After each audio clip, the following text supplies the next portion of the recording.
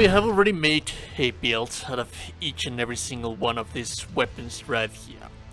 All of this ranking is going to be based on carefully planning and a lot of extensive gameplay with each and every single one of these weapons. So if you actually do like what you're seeing on screen about a specific weapon, a specific katana, then link in the video description on the build that we have made for that katana, which is the one that you are seeing on screen.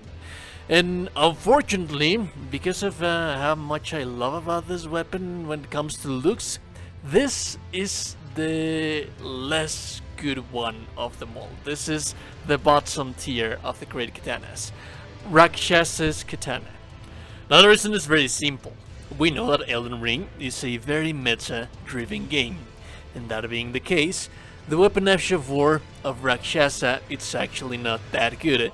And as a matter of fact, I would say that it's to some extent useless. The weapon reads, the Ash of War in itself reads that while you're using that Ash of War, it's very difficult for you to get interrupted. And to some extent, yes, that is true. You do have some kind of hyper armor. So when it comes to cleaning mobs of enemies, it is very useful. But when it comes to actually fighting bosses and the elite enemies that you have out there in the world, heavily armored knights, it's not going to stagger them. The first attack is going to stagger them, and you are going to get some kind of hyper armor, but you're up more often than not, since you're not staggering the enemy because the Ash of War doesn't stagger the enemy, you are going to get staggered instead. And the same thing happens for when it comes to boss fights. So what is the great thing about this weapon? Well, it's the highest AR katana at low builds at the very least, because later on the rest of the katanas actually do have more damage than this one, but this is going to reach its prime at 150 because it's purely a dexterity scaling katana, and it has a huge, and I mean huge, AR.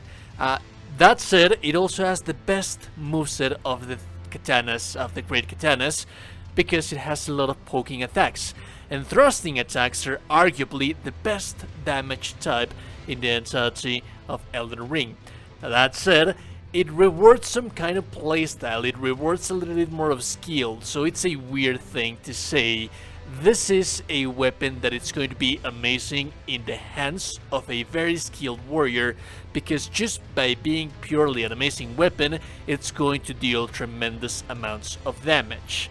But when it comes to the Ash of War and the extra utility and the case scenarios, the different situations that you're going to have to face in front of you, it is going to be the least favorite or the least powerful. One more thing is that it has bleed build-up, although it doesn't have arcane scaling at all. So all of that bleed build-up that you have right there, it's just going to be a consequential little thing that sometimes is going to happen, but you're never going to notice it. You're never going to know that it is there. You cannot build towards that, you cannot rely on it. More often than not, it's just something that you'll see that it's going to proc in there sometimes, and there's that. Now moving on to the second best great katana in the game, the Dragon Hunter Great Katana. This also has the same issue as the previous one. It has a scale, it has bleeding, but it doesn't have any kind of arcane scaling. It cannot be imbued with Ashes of War so that you can take advantage of the scaling, so your arcane points are going to go to waste if you try to increase the bleeding of this weapon. Now I would say that this is a downgraded version of the Bolt of Grandsax, because it doesn't deal as much damage as the Bolt of Grandsax. It doesn't have as much range as Bolt of Grandsax. One thing that I do like to point out about this weapon is that it has hit plague detection, so the damage it is going to increase if you use it point blank into the enemy. The Ash of War, it's kind of decent, it has decent damage, but also has amazing hyper armor. You can get knocked out of the animation, but you are airborne, so it's very difficult for the enemy to cancel your attack animation when it comes to the Ash of War of the weapon on itself. And now, where this weapon shines, actually, is with dragons. Oh boy, the damage this thing does to dragons is just no joke. This thing, it's going to melt the hell of dragons in Elden Ring. And have in mind that if we are being generous, like 1/3 of the bosses in Elden Ring, well, not entirely on the main game, many optional bosses, there's many dragon bosses that you can fight in Elden Ring. This is just going to destroy them. You have, for example, Vale. If you're struggling against Vale and Shadow of the Earth Tree, then this thing is for you. Placidusax, Senesax, you name it. Even the Dragon King Warriors or the Salamanders. There's many types of dragons in Elden Ring. This thing, it's going to just destroy them. And finally, we have the best Great Katana in the game. Just the regular Great Katana. And the reason for that is very simple.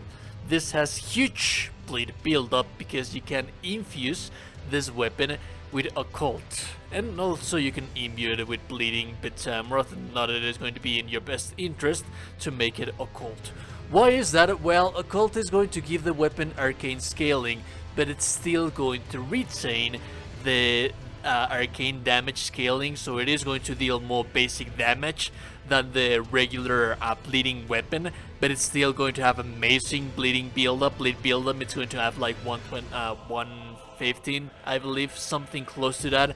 So more often than not, bleeding with this weapon turns into something that you can actually build for and into something that you can actually rely on to, instead of just a consequential little something that it's going to be out there.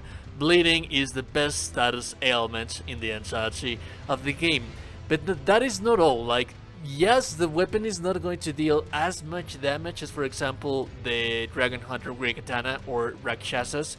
One thing about the Dragon Hunter Great Katana is that, for example, you can increase its damage by investing points into strength and dexterity. Rakshasas is going to be locked behind just the dexterity.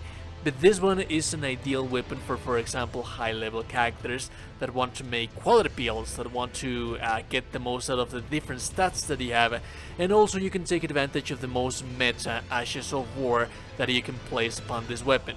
One very meta combination, and one of my favorites, I think, is that, for example, Rivers of Blood has always been kind of a meta weapon for PvE. It's a S-tier weapon for PvE, it's very broken for sure. On PvP, it has been getting downgraded.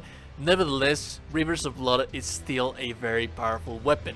With the Great Katana, you can build Rivers of Blood 2.0, and it's a even better version. Rivers of Blood, when you max it out and when you level up your arcane, is going to have 74 bleed buildup.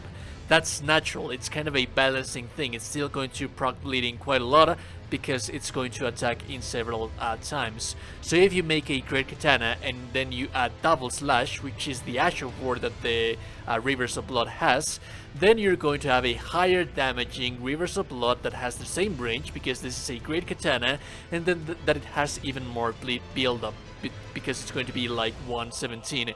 So it's going to have more damage, it's going to have the same range, it's going to have more bleed build-up, meaning that this is just a better version of Rivers of Blood. But that is not all. It can also be used with several weapon Ashes of War that are actually quite meta and that are going to make a character quite powerful. So yes, by all means, this is the most powerful Great Katana in the entirety of the game. Remember that if you like any build that you saw while we were ranking these weapons, they are in the video description, so you can build that build for yourself. Anyways, like the content, like the video, subscribe to the channel, join the Discord. I'll be seeing you beautiful people in the next one. Have a lovely day and goodbye.